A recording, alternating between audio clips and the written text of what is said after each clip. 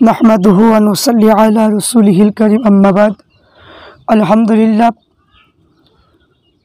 আপনাদের সম্মুখে কুরবানির মসলা মাসাইল নিয়ে আলোচনা করার জন্য উপস্থিত হয়েছি। আমাদের আকাবির, আমাদের ইমাম মুজাদ্দুদুজ্জামান আমিরুশ শরিয়াত কুতুবুল আলম দাদা হুজুর পীর কেবল রহমাতুল্লাহ আলাইহির কিতাব অনুযায়ী কুরবানি মসলা মাসাইল, আকিকার মসলা মাসাইল নিয়ে আলোচনা করব। যা ইউটিউবে ফুরফুরা শরীফের কিতাব অনুযায়ী কুরবানি এবং আকিকার মসলা মাসাইল সম্পর্কে আলোচনা ইউটিউবে কই দেখতে পাইনি। এই জন্য আমি এই গুনাহগার বান্দা ফুরফুরা শরীফের কিতাব অনুযায়ী আলোচনা করার জন্য এগিয়ে এসেছি। ফুরফুরা শরীফের সমস্ত মুরিদ মৌতাকে দিনেদের জন্য এই ভিডিওটা শুনলে উপকৃত হবেন আমি আশা রাখছি।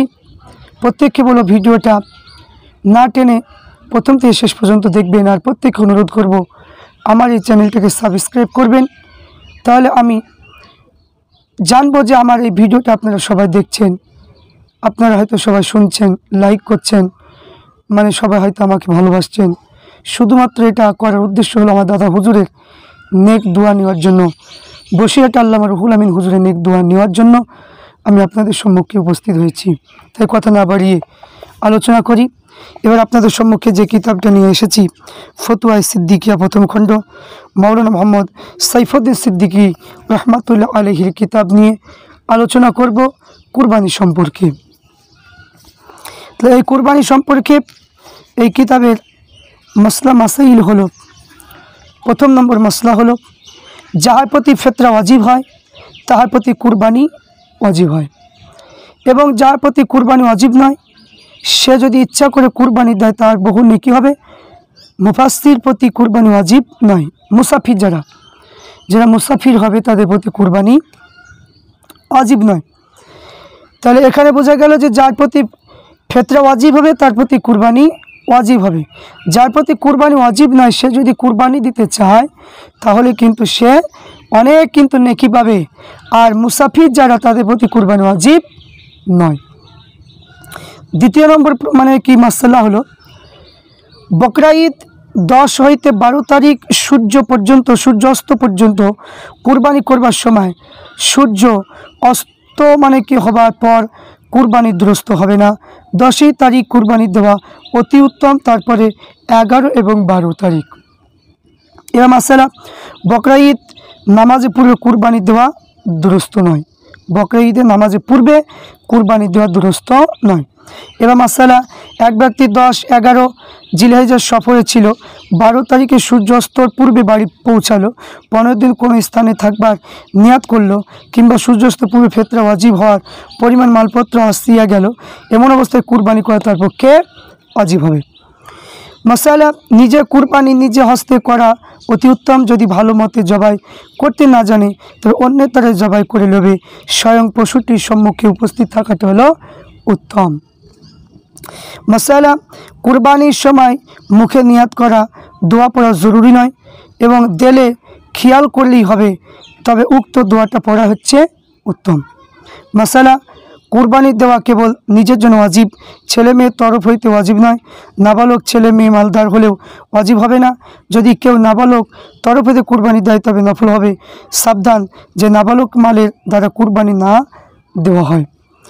এবার মশালা, খাসি, বকরি, ভেড়া, দুম্বা, গরু, গাভী, ষাঁড়, বলদ, মহিষ, উট ব্যতীত অন্য কোনো পশু কুরবানি করা জায়েজ নয়। তাহলে কোন কোন পশু জায়েজ আছে? খাসি, বকরি, ভেড়া, দুম্বা, গরু, গাভী, ষাঁড়, বলদ, মহিষ, উট, এইগুলো হচ্ছে কুরবানি করা জায়েজ। মাসালা, গরু, মহিষ, উট দ্বারা 7 ব্যক্তির শরিক হয়ে কুরবানি করা জায়েজ হবে। গরু, মহিষ আর উট 7 জন ব্যক্তি কুরবানি করতে পারবে, এটা জায়েজ। কিন্তু শর্ত 7টা অংশ, ওদের কারো অংশ কম যেন না হয়। যেন সকলে কুরবানি আকিকার নিয়াত যদি হয়, যদি মানে যেন সকলেই যদি কুরবানি বা আকিকার নিয়াত হয়, কেবল গোস্ত খাবার নিয়াত যদি না হয়, 7 অংশের মধ্যে যদি মানে কারো অংশ কম যদি হয় তবে কুরবানি দুরস্ত হবে না। 7 অংশের মধ্যে যদি কারো যদি কি মানে গোস্ত যদি কম দেয় তাহলে কুরবানি জায়েজ হবে না, কিন্তু কুরবানি এবং আকিকা নিয়াত যদি করে তবে কুরবানি জায়েজ হবে। আর কেউ যদি গোস্ত খাওয়া যদি নিয়াত করে তার কুরবানি জায়েজ হবে না। এখানে বুঝতে পারা গেল। মাসালা, যদি কোনো গরু 5 বা 6 জন যদি শরিক হয়ে থাকে তবে সকল কুরবানি দুরুস্ত হবে। 8 জন শরিক হলে কারো কুরবানি সহি হবে না। 7 জনের অধিক যদি হয় তাহলে কুরবানি জায়েজ হবে না। জিন্দা মুর্দার নামে মিলিত করে কুরবানি দেওয়া জায়েজ আছে, কিন্তু উহার গোস্ত সকলে খাইতে পারবে। নজর ওসিয়তে কুরবানি গোস্ত মিসকিন গরিব খাবে, অন্য কেউ না। যদি ওসিয়ত যদি কেউ যদি করে যায় যে আমার নামে কুরবানি দিও, ওসিয়ত যদি কেউ করে সেই কুরবানি গোস্ত খেতে পারবে না, ফকির মিসকিনকে দান করতে হবে। এবং কি বলছেন, কুরবানির জন্তু কান্না শরিকগণ রাজি হয়ে কোনো গরিব ধনীকে দিতে পারে। যদি নজর ওসিয়ত কুরবানি হয় কেবল মানে কি গরিবকেই নিতে হবে। কুরবানির জন্তুর কান্না শরিকগণ রাজি যদি হয়ে কোনো গরিব ধনীকে দিতে পারে, যদি নজর ওসিয়তে কুরবানি হয় কেবল গরিবরাই এই গোস্ত নিতে পারবে। তবে মাসালা, কুরবানির জন্য যে পশু খরিদ করা হয়েছে উহা কোনো কাজে লাগায় উহা দুধ মানে কি পান করা দ্রস্ত নয়। জবাই করার পূর্বে উহা লোম কাটিয়ে লইয়া মাকরু, মানে কি কোরবানির জন্য যে পশু কিনা হয় সেই মানে কি কুরবানির মানে কি দুধ পান করা চলবে না। এবং কি তার লোম মানে কাটিয়ে নেওয়াটা হচ্ছে মাকরু, লোম কাটাও চলবে না। মাসালা, মানে গাভী পশু কুরবানি মাকরু তাহারিমি, যেটা হচ্ছে মানে কি যে সমস্ত মানে কি যে গরু পেটে বাচ্চা থাকে সেই বাচ্চা মানে আলা গরু মানে কুরবানি করা মাকরু তাহারিমি। তবে জবাই করে নিলে কুরবানি দুরুস্ত হবে, মানে কি তবেও জবাই করে নিলেও কুরবানি হবে। হয়তো মানে কি পেটে বাচ্চা যায় বুঝতে পারেনি, তাহলে সেই মানে কি গরুটা জবাই করলেও সেই কুরবানিটা কিন্তু জায়েজ হবে, কিন্তু মানে গুনাহগার হবে, কিন্তু গুনাহগার হবে। কুরবানি পর জীবিত বাচ্চা বাহির হলেও উহাও মানে জবাই করে খাওয়া হালাল হবে। তো মানে কি হয়তো পেটে বাচ্চা আছে কিন্তু সেই বাচ্চাটা মানে জবাই করে ফেলতে হবে, মানে কি জবাই করে ফেললেও মানে ওই গরুর গোস্ত খাওয়াটা মানে জায়েজ হবে। তো বুঝতে পারলেন, যদি মানে কি কোনো মানে গরুর পেটে যদি বাচ্চা যদি থাকে মানে বাচ্চাওয়ালা পশু যদি জবাই করে তাহলে সেটা মাকরু তাহরিমি হবে। তবে জবাই করে নিলেও যদি করে নেয় তাহলে কিন্তু কুরবানি দুরুস্ত হবে, কিন্তু গুনাহগার হবে। বুঝতে পারলেন।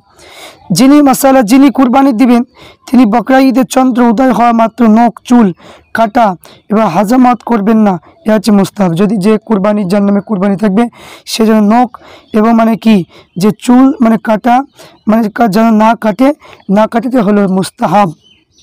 মাসালা, কুরবানির জন্য মানে কি যে গরু খরিদ করবার সময় নিয়াত করেছিল যদি অন্য কোনো শরিক পায় তবে শামিল করে লইবে, পরে কিছু লোক আসিয়া শরিক হলো এরা তো মানে দুরুস্ত হবে। যদি মানে খরিদ করবার সময় অন্যকে শরিক করবার নিয়াত না থাকে তবে কেবল নিজে গরু কুরবানি দেবে, অন্য কারো শরিক করা ভালো নয়।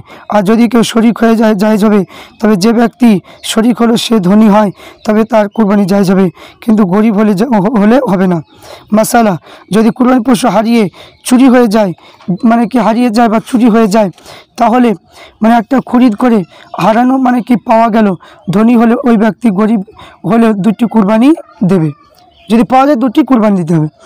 এ মাসালা, 7 ব্যক্তি উট মহিষ গরু শরিক হলে গোস্ত ভাগ করবার সময় আন্দাজে ভাগ করা চলবে না, খুব ভালো মতে ওজন করে মানে কি মাপ করতে হবে, কম বেশি হলে মানে কি চলবে না। বেশি হলে সুদের মধ্যে গণ্য হবে, কঠিন গুনাহ হবে। তাই বকরি ভেড়া একজনের নামেই কুরবানি দেবে, বকরি এবং ভেড়া একজন মানে কুরবানি দেবে।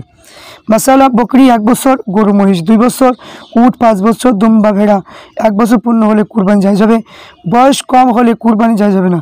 তবে দুম্বা এবং ভেড়া খুব মোটা তাজা যদি হয় 1 বছরের মতো যদি দেখায় তাহলে 6 মাস মানে 1 বছরের মতো যদি দেখালেও 6 মাসেও দুরুস্ত নয়। তো এখানে মানে ভেড়া মানে কি মোটা তাজা মানে হলেও 1 বছরের মতো দেখাইলেও 6 মাসের দুরুস্ত নয়। তো এখানে ভেড়ার ক্ষেত্রে মানে কি বলা হয়েছে, কিন্তু ভেড়া মানে দুম্বা ক্ষেত্রে কিন্তু মানে এই কিতাবের মধ্যে বলেছে যে মানে 1 বছরের মতো দেখালো 6 মাসেও মানে দুরুস্ত নয়, কারণ সেই কুরবানির সময় তো 6 মাস হবে না, তাই এই জন্য বলছে এটা দুরুস্ত হবে না। যদি কুরবানি পশু অন্ধ, কান কাটা, লেজ কাটা হয়, উক্ত অঙ্গগুলো 1/3 বেশি নষ্ট হয়, তবে ওই দ্বারা কুরবানি দুরস্ত হবে না। যদি কুরবানি পশু ন্যাংরা হয়, 3 পায়ে চলে, চতুর্থ পদ মাটিতে রাখতে না পারে, তবে তারা কুরবানি দুরস্ত হবে না। যদি মাটির ঠেস দিয়ে চলে, ন্যাংরাতভাবে চলে, এমনভাবে কুরবানি জায়েজ হবে। যে পশু কোনো দাঁত উঠে নাই, কুরবানি দুরস্ত নয়। যদি দাঁত বেশি থাকে, কম পড়ে যায়, তবে কুরবানি জায়েজ হবে। যে পশু জন্মগত কান নাই, তবে কুরবানি দুরস্ত নয়, তবে ছোট কান থাকলে দুরস্ত হবে। যে পশুর জন্ম হলে শিং নাই, শিং অগ্রভাগ ভেঙে গিয়েছে, তবে কুরবানি দুরস্ত হবে। আর গোড়া পর্যন্ত শিং ভেঙে যায়, তবে দুরস্ত হবে না। একটা কুরবানি পশু খরিদ করবার পর এমন কোনো দোষ বাহির হলে যা কুরবানি দুরস্ত হয় না। ধনী হলে একটা খরিদ করে কুরবানি দেবে, গরিব হলে উক্ত পশুটা কুরবানি করবে। মশালা, কুরবানি গোস্ত নিজে খাবে, পাড়া প্রতিবেশী আত্মীয় স্বজন দেবে। উত্তম গোস্ত 3 ভাগে ভাগ করে, গরিব মিসকিনকে ভাগ, প্রতিবেশীকে দেবে, আত্মীয় স্বজনকে দেবে, আর 1 ভাগ নিজে খাবে। কিন্তু যদি গোস্ত খাইবার খয়রাত করিয়া অবশিষ্ট রাখিয়া দেয়, তাহলে কুরবানি কোনো দোষ হবে না। কুরবানির চামড়া গরিবকে দান করবে, বিক্রয় করে উহার মূল্য খয়রাত করবে। যারা জাকাত গ্রহণ উপযুক্ত তাহাদেরকেও দেবে। মূল্য বাবদ যে পয়সাগুলো পাবে, সেই পয়সাগুলো খয়রাত করবে। তার বদলে অন্য পয়সা খয়রাত করা খুবই খারাপ, তবে খয়রাত করলে আদায় হবে।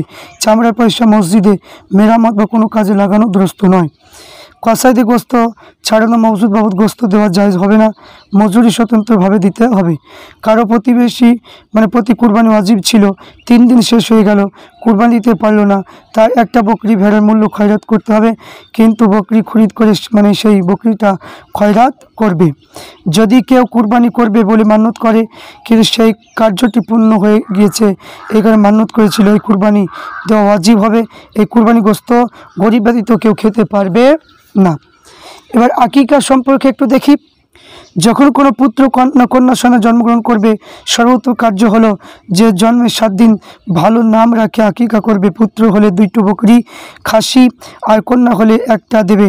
এটা হলো উত্তম। আকিকা গোস্ত কুরবানির ন্যায় ভাগ করবে। যে পশুগুলো দ্বারা কুরবানি দেওয়া যায়, তার দ্বারাই আকিকা চলে, অন্য কোনো পশু দ্বারা আকিকা করা চলবে না। মাসালা, কুরবানি গরু পুত্রের জন্য 2 অংশ, কন্যার জন্য 1 অংশ আকিকা নিয়তে রাখতে পারে। তারপরে 7 দিন মাথা চুল মুন্ডা করে চুলের পরিমাণ রূপা সোনা ওজন করে দান করতে হবে। যদি কেউ 7 দিন আকিকা না দিতে পারে, যখন আকিকা দেবে তার 7 দিন খেয়াল রাখা অতি উত্তম। যে দিনে জন্মগ্রহণ করেছে সেই দিনে একদিন আগে আকিকা করে দিলেও 7 দিন হবে, এইরূপ হিসাবেও রাখবে। ছেলে মেয়ে জন্মগ্রহণ করবার পর ডান কানে আজান, বাম কাঁধে একামত দেবে। আকিকার গোস্ত সন্তানের মা বাপ, দাদা দাদি, নানা নানি সকলে খাওয়া দুরস্ত আছে। জবাই পর আকিকা পশু হাড় ভাঙা দুরস্ত আছে। মশালা, কারো তৌফিক ক্ষমতা না থাকলে পুত্রের জন্য 1টা বকরি আকিকা দিলেও কোনো ক্ষতি হবে না। তো এখানে বললেন যে 1টা গরু 7 জন আকিকা দুরস্ত হবে। 1টা গরু 7 জন যদি আকিকা দেয়, সেটাও দুরস্ত হবে। তাহলে ফতুয়ায় সিদ্দিকিয়া সাইফুদ্দিন সিদ্দিক রহমাতুল্লাহ আলাইহির কিতাব অনুযায়ী আমরা কুরবানি সম্পর্কে মাসলা মাসাইল বা আকিকা সম্পর্কে মাসলা মাসাইল জানতে পারলাম। আল্লাহ পাক রব্বুল আলামিন আমাদেরকে যেন এই আমল করার তৌফিক দান করেন। সকলে বলে আল্লাহুম্মা।